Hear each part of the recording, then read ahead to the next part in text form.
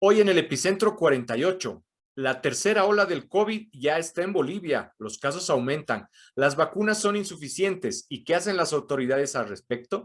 También el panorama regional con Perú, Colombia y Chile y por supuesto las caricaturas de la semana. Arrancamos.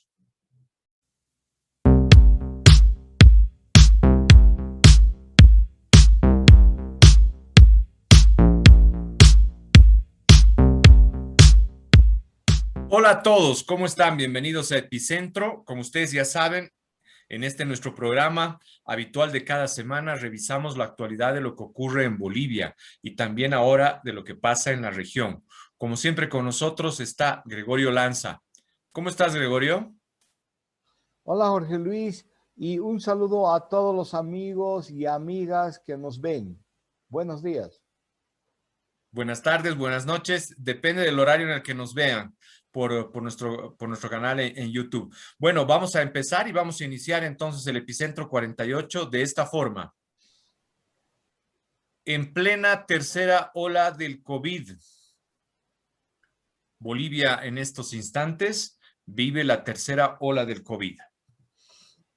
El número de fallecidos, según la información que hemos recabado de Página 7 el día de hoy, da cuenta de que los casos se han incrementado en un 30% en este mes de mayo. En promedio, 1,592 personas se han contagiado en el país y 30 han fallecido a causa del COVID.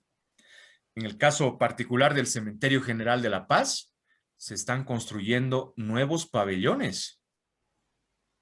Nuevos pabellones.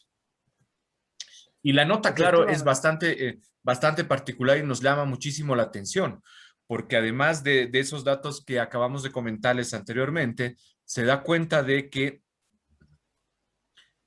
el número de muertes se ha elevado en un 30% respecto del mes pasado, es decir, del mes de abril.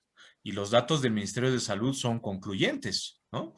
Han muerto 591 personas en marzo y en abril los casos también han ido ascendiendo. Pero en 13 días del mes de mayo, esto es lo grave, en 13 días del mes de mayo, vale decir hace 3 días escasamente, más de 20,000 personas, 20,697, se han infectado y 400 personas han fallecido. Efectivamente, Jorge Luis.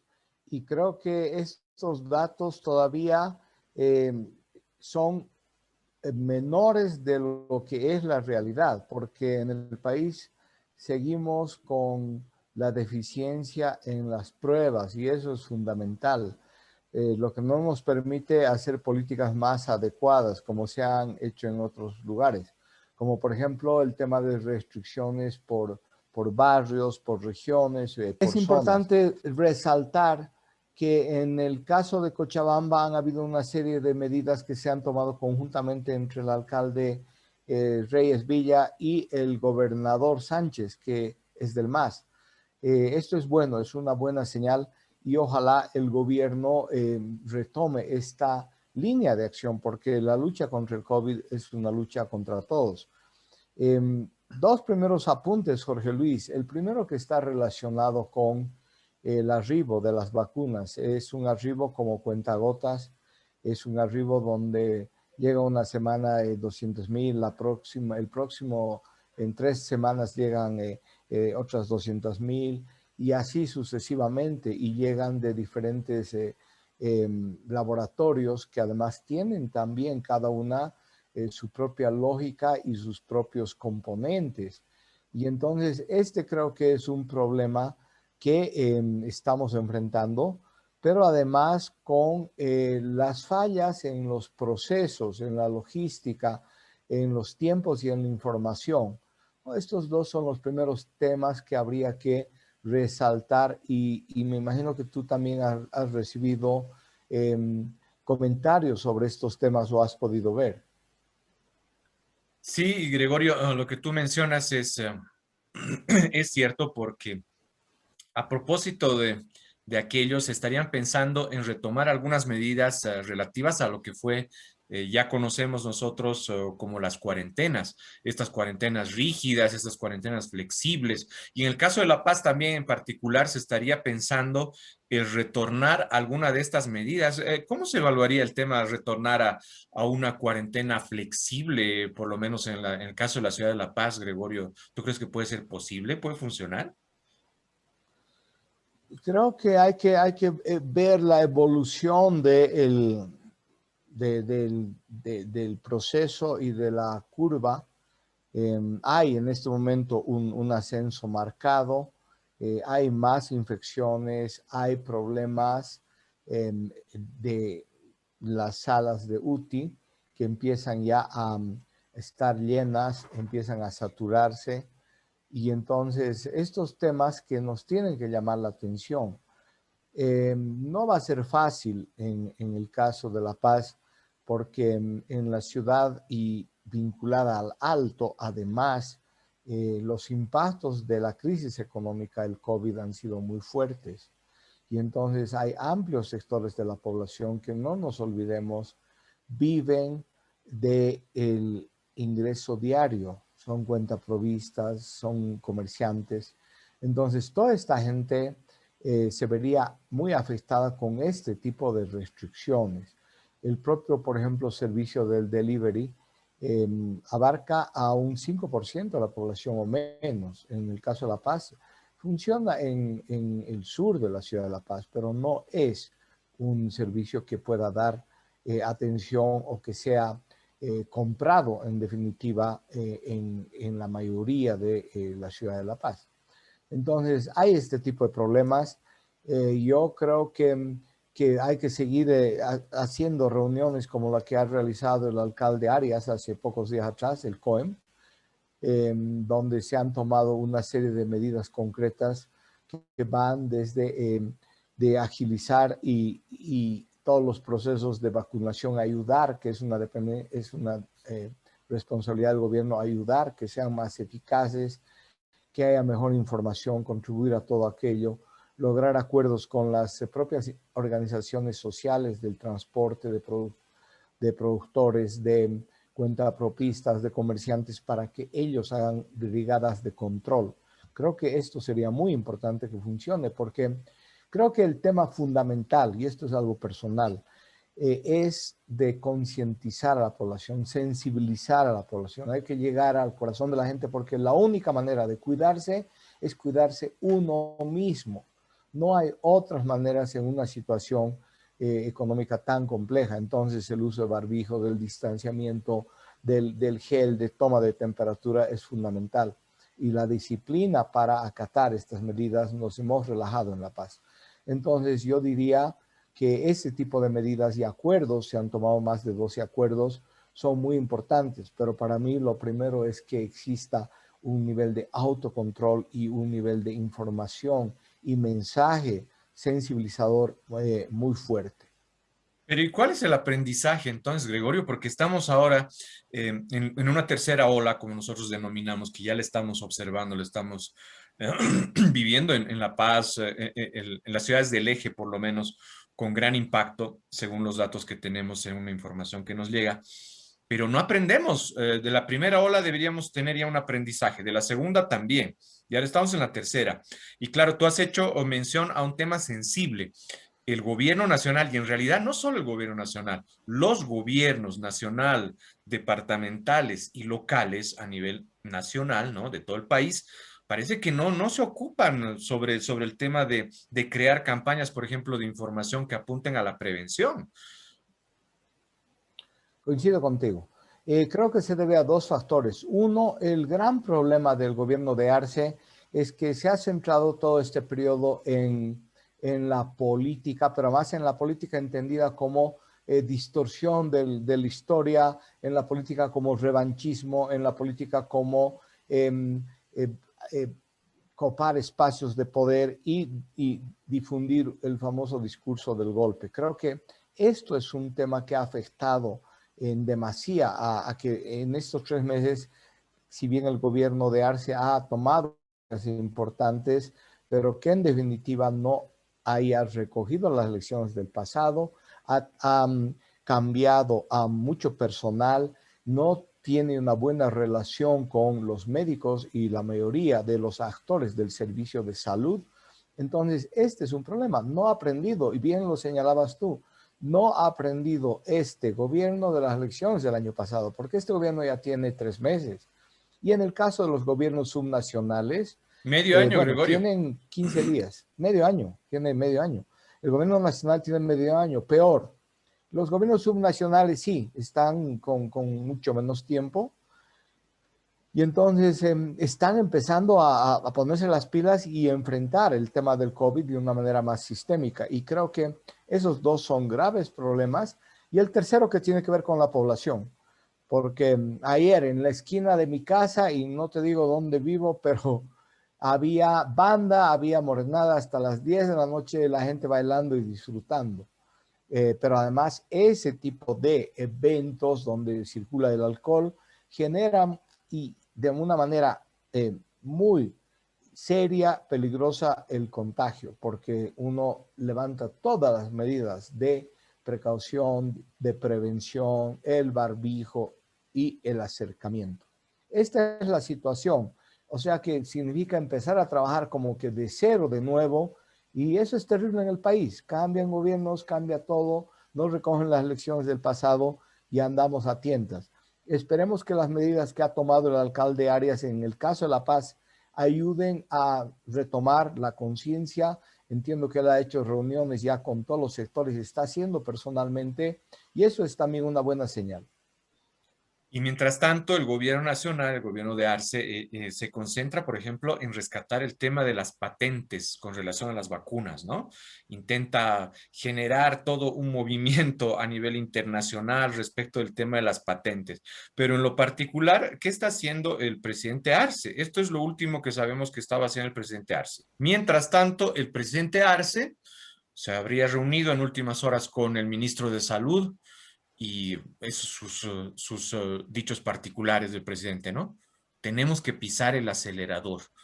Y apareciendo en imágenes, con la llegada de las vacunas, estas vacunas que llegan, como tú decías, a cuentagotas o que son curitas para el tema del COVID, um, es bueno que lleguen las vacunas, por supuesto, pero demasiada parafernalia por la llegada de las vacunas.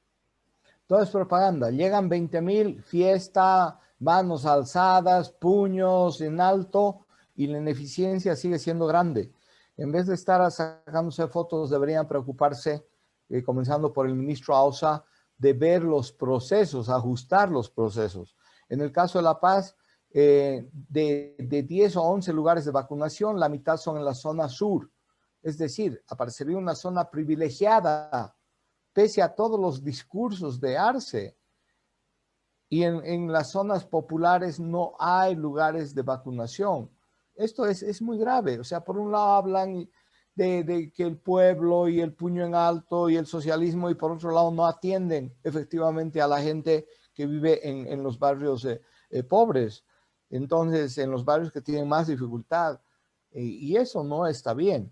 Pero además, por ejemplo, es tan mala la organización todavía que en algunos lugares ya a mediodía las vacunas sobran y no hay gente a quien vacunar.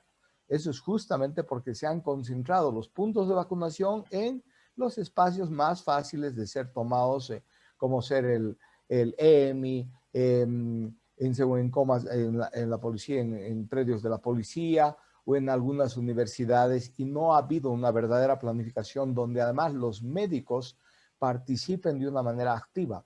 Los centros de salud en las alcaldías, hay también centros de salud que no se los toma en cuenta para ese proceso. Definitivamente, creo que en vez de hacer tanta fiesta cada vez que llevan 20,000 o 100,000 vacunas, deberían tomarse el tiempo para planificar, pero además inspeccionar en terreno. Será bueno verlo al ministro Ausa haciendo una ronda por los lugares de vacunación para que él vea en persona qué es lo que está sucediendo. Ojalá mejore, porque lo que queremos es con estas críticas que mejore todos los servicios de atención y de lucha contra el COVID. Y claro, el tema de fondo también, Gregorio, es bueno apuntarlo, ¿no? El gobierno nacional todavía no ha modificado aquella posibilidad de que las vacunas puedan ser también distribuidas o comercializadas por privados y queda todo en manos del gobierno nacional.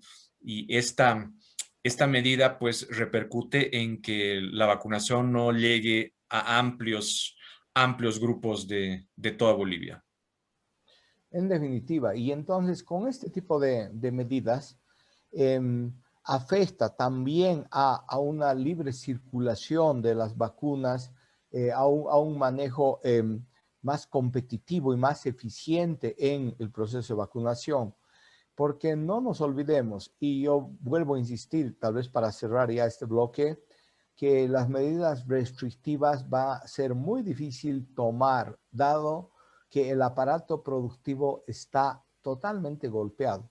Ya la Confederación de Empresarios Privados de Bolivia, los microempresarios, los choferes, los gremiales, todos han señalado que muy difícilmente podrán cumplir medidas de restricción que los afecten en el comercio, en la posibilidad de movilizarse. Entonces, hay que tomar nota de eso porque no tiene sentido dictar medidas que la gente no va a cumplir.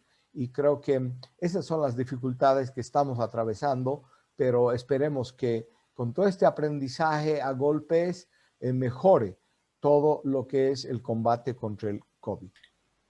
Vamos a la prospectiva. ¿Qué va a pasar a continuación según lo que revisamos siempre en Epicentro? ¿Qué lectura tenemos a propósito de lo que viene a continuación en nuestro país? Mira, hay dos posibilidades. El tema de la vacuna está siendo el centro de la política pública, pero también de la política, porque es un tema muy importante. Los gobiernos subnacionales están demostrando mayor eficacia, mayor impacto en la media que el gobierno central. Entonces, yo creo que este tema está equilibrando un poco esta relación asimétrica que había con una acción muy agresiva del gobierno central. Y también, como siempre, hablar del personaje que no puede escapar del escenario político porque está presente todos los días con sus dichos y sus hechos, y es Evo Morales. Creo que en esta perspectiva, donde ya es necesaria una política concreta frente al COVID, los discursos y toda la palabrería y las amenazas de Morales ya no pierden sustento, no tienen sustento. Y yo espero que el gobierno de Arce, a partir del manejo de la vacuna, se vaya consolidando con un perfil más propio, con un sello más personal de Arce y no un poco que es un personaje que se mueve al donde sopla el viento y donde sopla la presencia del expresidente y de sus influencers. Entonces, yo creo que se configura un panorama menos polarizado. Espero que así sea. Ojalá que no solamente esté pensando en mis deseos personales, sino que la realidad nos empiece a mostrar un escenario menos polarizado, que es lo único que le va a hacer bien al país. El país necesita reconciliarse. Pero Gregorio, está soslayando, creo, un tema importantísimo, ¿no? Porque si bien Evo Morales, por lo menos esta última semana, no ha aparecido en primer lugar de la esfera pública, como siempre acostumbra hacerlo, hay muchos personajes, mucha gente cercana a él que se ha incorporado de manera ya directa al gobierno de Arce, en distintos puestos, perdón. Es un buen apunte, Jorge Luis. Hay que señalar que el espacio aparentemente preferido por Morales es la política internacional. Es en toda la política internacional y en el aparato del Ministerio de Relaciones Exteriores que está siendo, si no copado, pero con una presencia muy importante de los personeros de Evo Morales, tanto en Naciones Unidas, en la ONU, en embajadas. Eh, pero esto tiene dos connotaciones. Una, esto de los espacios para esta gente reciclada del Evo Moralismo, eh, y otra que también es el exilio dorado. Es que a veces no se toma en cuenta. Las embajadas siempre, a lo largo de la historia, acá, mucho más en Bolivia, ha sido el exilio dorado, porque nuestra diplomacia internacional siempre ha sido muy limitada, con muy pocas estrategias, nunca ha habido una política de Estado. Entonces, ahí son más cargos para la gente que ha trabajado o la gente que te molesta, pero que no la puedes tener en el país vociferando. Esto en parte está pasando.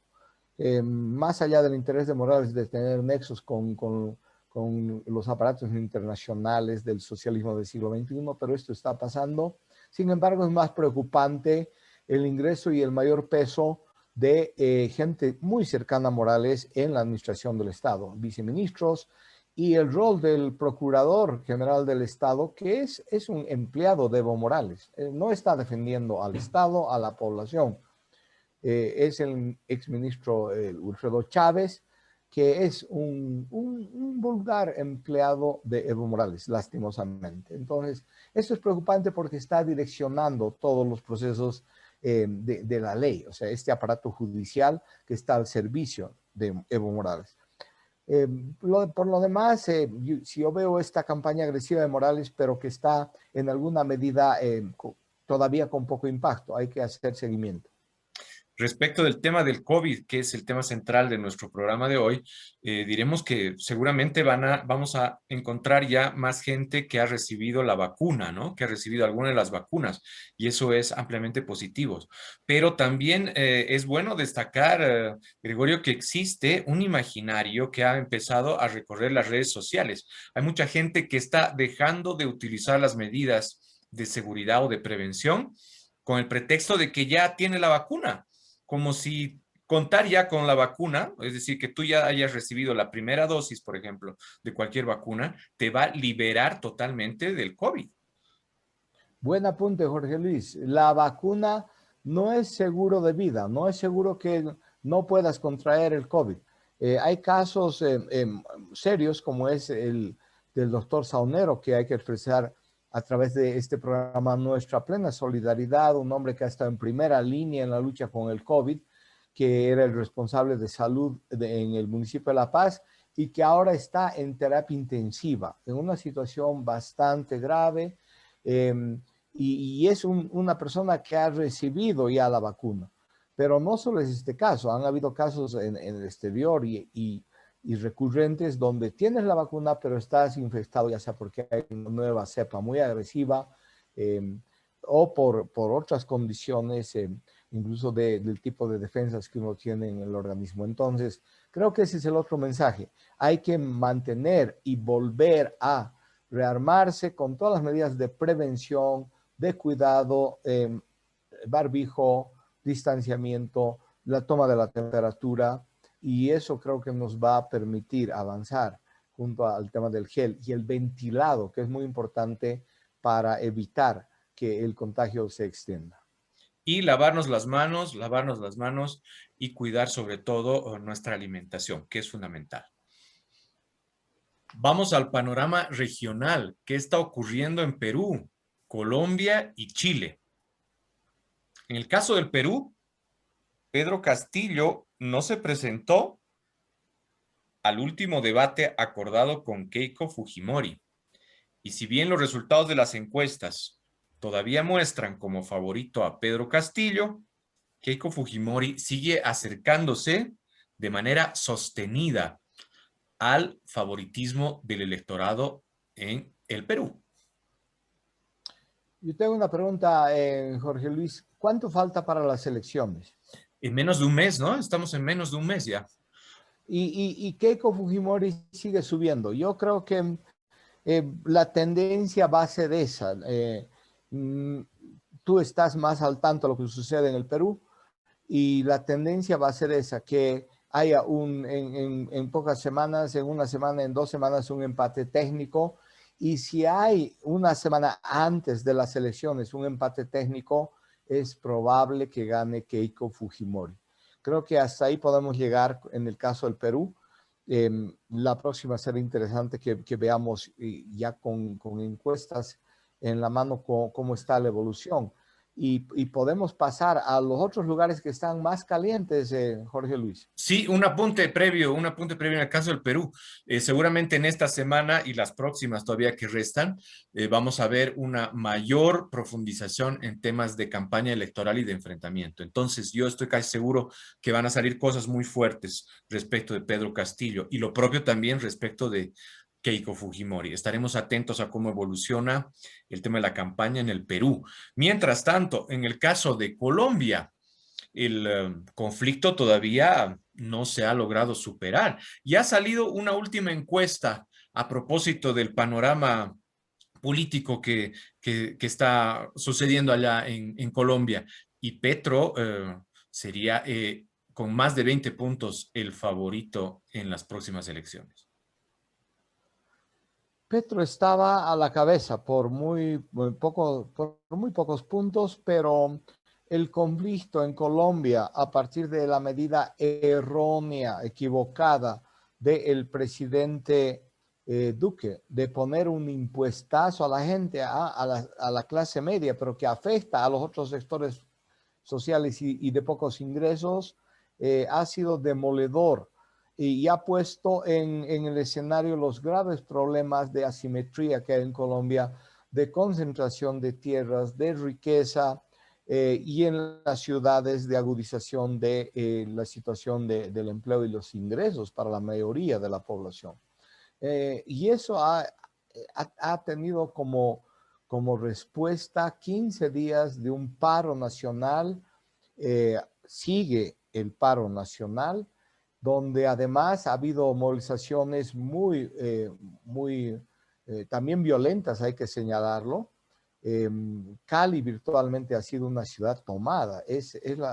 Después de Bogotá, Medellín y Cali son las ciudades más importantes en Colombia, porque es verdad, ha habido una articulación de los grupos armados, las guerrillas, que en Colombia ya tienen más de 30 años, que ha sido un método histórico de sectores sociales, especialmente campesinos, de expresar su forma de rechazo, a lo que se ha mezclado la presencia del paramilitarismo, vinculado también al narcotráfico, donde el expresidente Uribe ha sido uno de los actores muy influyentes para permitir que el paramilitarismo de derecha tome cuerpo y ciudadanía, la violencia extrema de la policía. En este caso tenemos más de 40 muertos en Colombia y miles de heridos, detenidos, cientos de detenidos. Entonces, por supuesto que todo eso, al mostrar además todas las falencias de un régimen y de una clase política elitista en Colombia, le permiten a Petro acumular y todo indica que Petro va a ser el próximo presidente de Colombia. ¿Y qué pasa con el conflicto en el vecino país, en Colombia, Gregorio? Apuntan al desgaste. Parece que la lógica de la estrategia es apuntar al desgaste del conflicto. ¿Duque apunta a eso? Ya no hay posibilidades porque se potencia, porque además hay pues recursos también. Entonces, y hay fuerzas por detrás que están apoyando el conflicto. Entonces, lo que le queda es negociar y justamente hoy día, y ojalá deseamos que tenga luz blanca, humo blanco, esa reunión de negociación. Hoy día comienza la mesa de negociación de los que representan a toda la movilización nacional, las centrales obreras, los indígenas, los sectores de clase media, los universitarios, los barrios, las regiones, con los personeros del gobierno. Es el delegado para la paz que está encabezando ese proceso junto a la presencia también de la iglesia, y creo que va a ser muy importante porque al final lo que todos queremos es que no haya más muertos y que abra la posibilidad de medidas que permitan mayor justicia, permitan ingresos a la gente y la pacificación de Colombia. Mientras tanto, en el caso de Chile, entre ayer y el día de hoy, hay una mega elección este fin de semana en Chile, porque no solamente se están eligiendo a los integrantes de la nueva convención, de la nueva asamblea constituyente para cambiar su constitución, sino también se están eligiendo alcaldes y concejales. y gobernadores. Bueno, es la salida a una crisis muy profunda en Chile, donde Chile en realidad es el mayor el país donde las asimetrías, es decir, entre la gente muy rica y la gente pobre es cada vez más grande, y la clase media ha empobrecido en estos últimos años en Chile, que es algo terrible. Entonces, esta opción que es el camino de las urnas, el camino de cambiar gobernadores, le da un niveles de legitimidad. Esperemos que los nuevos alcaldes, concejales, gobernadores, pues tengan políticas que reflejan esa nueva opción de la gente, seguramente también de renovación, mujeres, eh, jóvenes. Y el tema de la convención siempre es motivo de controversia. La convención, una nueva constitución, ¿va a resolver los problemas de Chile? Sí y no. Sí, lo que hace una constitución es abrir el camino a nuevas normativas y acuerdos sociales que permitan resolver los problemas, siempre y cuando no sea fundamentalmente demagogia, siempre y cuando haya la viabilidad operativa y el contexto del país permita implementar, aún sea gradualmente, esas reformas. De lo contrario, no sirve. Y finalmente llegamos al sector que ustedes tanto esperan y que nosotros siempre reconocemos cada semana, las caricaturas. Ya comenzamos a revisar el primer arte, que corresponde a Abecor, y ahí tenemos como protagonista a nada más y nada menos que el presidente Arce. ¿Sí? Es el presidente Arce que está ahí como estrella, ¿no? Con la mano en alto y además apuntándose hacia él mismo. Y claro, hay cámaras y ustedes verán, hay 3 personajes alrededor de él con unas flechas y esas flechas son de color azul. Y detrás de él, si ustedes observan con detalle, pues están las dosis de esperanza que corresponden a las vacunas contra el COVID. A propósito de la parafernalia que habíamos comentado hace instantes con relación a el presidente Arce en los medios de comunicación y en la esfera pública, intentando siempre mostrar el protagonismo a propósito de la llegada de las vacunas a Bolivia. El siguiente arte también corresponde a Becor y vemos ahí nada más y nada menos que una figura de un moreno, ¿no?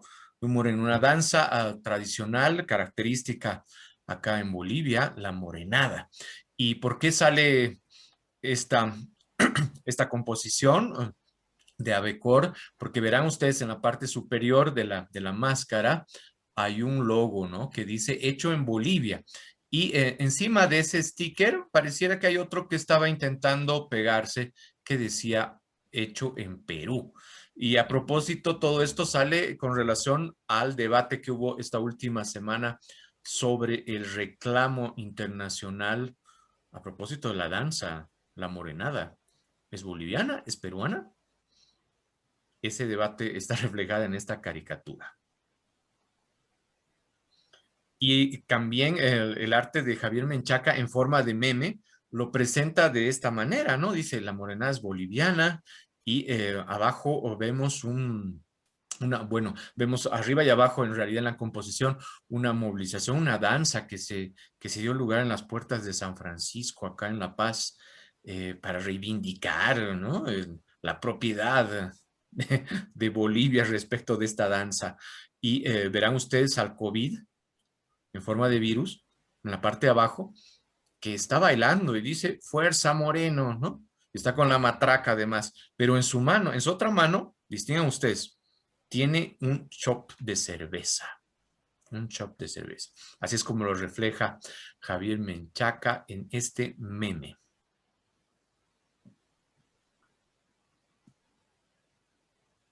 Bien, y con ese último arte, pues hemos concluido nuestro epicentro 48 de la fecha. Gracias a todos por acompañarnos como siempre. Y ya sabes, si tú has logrado ver el programa y te ha gustado, puedes suscribirte porque en 7 días estaremos revisando como siempre lo que ocurre, lo que pasa en Bolivia y también en la región, junto a Gregorio Lanza. Gracias, Gregorio. Nos vemos en 7 días.